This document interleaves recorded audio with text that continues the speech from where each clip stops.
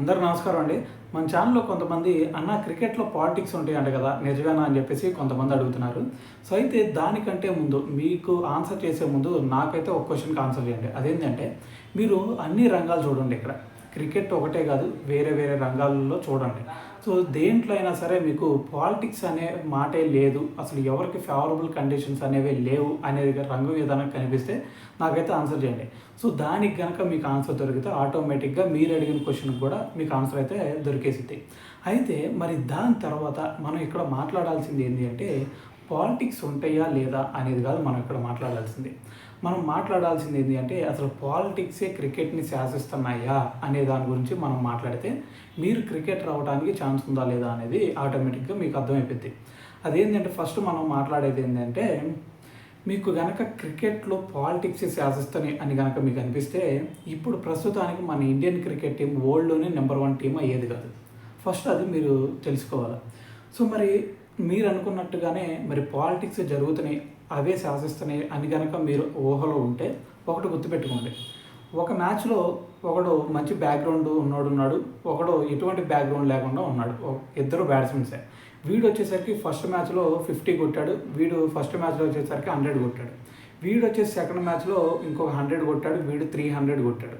So, ఇంకొకడు వచ్చేసరికి వీడొచ్చేసరికి మళ్ళీ థర్డ్ మ్యాచ్‌లో వచ్చేసరికి 50 కొట్టాడు. మళ్ళీ వీడొచ్చేసరికి 400 కొట్టాడు. మరి ఇటువంటి సిట్యుయేషన్‌లో మరి ఎవరైనా సరే ఎవరికల్లే మొగ్గు చూపుతారు అనేది ఫస్ట్ మీరు తెలియాల. సో, ఇక్కడ ఒక సిట్యుయేషన్ మీరు అర్థం చేసుకోవాలి. అదేంటి అంటే ఇక్కడ ఫస్ట్ వీడు 50 కొట్టాడు, వీడు 50 కొట్టాడు అనుకుందాం. అప్పుడు వీళ్ళిద్దరిలో ఎవరిని తీసుకుంటారు? బ్యాక్‌గ్రౌండ్ ఉన్నోడికి మాత్రమే తీసుకుంటాడు అనే అనుకుందాం. సో, అయితే నెక్స్ట్ మ్యాచ్ వచ్చేసరికి వీడు 50 కొట్టాడు, వీడు 100 కొట్టాడు. అప్పుడు కూడా వీడినే తీసుకుంటాడు అనుకుందాం. సో, దాని తర్వాత మ్యాచ్ వచ్చేసరికి వీడు 400 కొట్టాడు, వీడు 50 రన్సే కొట్టాడు. సో, అప్పుడు కూడా వీడినే తీసుకున్నాడు అనుకుందాం. సో, దాని తర్వాత నువ్వు 500 కొట్టావు, వీడు 50 రన్సే కొట్టాడు. అప్పుడు ఎవరిని తీసుకుంటాడు అనేది నువ్వు ఫస్ట్ అర్థం అవ్వాలి నీకు. సో, ఇక్కడ క్రికెట్ అనేదే కాదు. ఇక్కడ ఎవరిది సొత్తు ఎవరిది లేదు. సో, ఇక్కడ ఎవడైనా సరే ఒకరిని సెలెక్ట్ చేస్తున్నాడు అంటే ఖచ్చితంగా వాడు ఎక్స్‌ప్లనేషన్ ఇవ్వాల్సిందే. ఎటువంటి సెలెక్టర్ అయినా సరే. సరే ఇటువంటి సెలెక్టర్ అయినా సరే ఎవరు వాళ్ళ హై అథారిటీకి ఖచ్చితంగా వాళ్ళు వీడిని ఎందుకు సెలెక్ట్ చేసాం, వీడిని ఎందుకు సెలెక్ట్ చేసాం అని చెప్పేసి ఖచ్చితంగా వాళ్ళు ఎక్స్‌ప్లనేషన్ ఇచ్చుకోవాల్సిందే.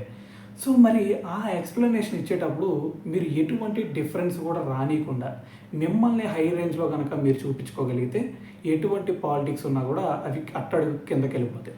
సో, మీరు మాత్రం పైనే కనిపిస్తూ ఉంటారు. సో, ఇక్కడ నేను చెప్పేది ఏంటి అంటే మీకు పాలిటిక్స్ జరుగుతాయా జరగవా అనేది కాదు ఇక్కడ మ్యాటర్.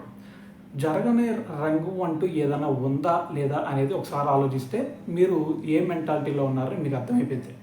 అయితే మీరు మెయిన్గా చేయాల్సింది వేరే వాళ్ళకంటే ఎక్కువ స్కోర్లో ఉండాలి ఎప్పుడైనా సరే.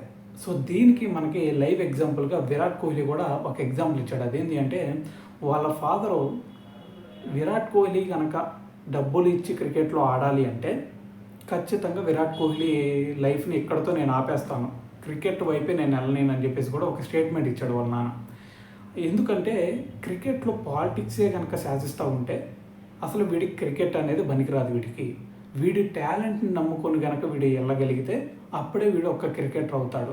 సో, డబ్బులు అయితే రూపాయి కూడా నేను వాడికి కట్టను క్రికెటర్ అవ్వాలి అంటే అని చెప్పేసి విరాట్ కోహ్లీ వాళ్ళ ఫాదర్ అయితే చెప్పాడు.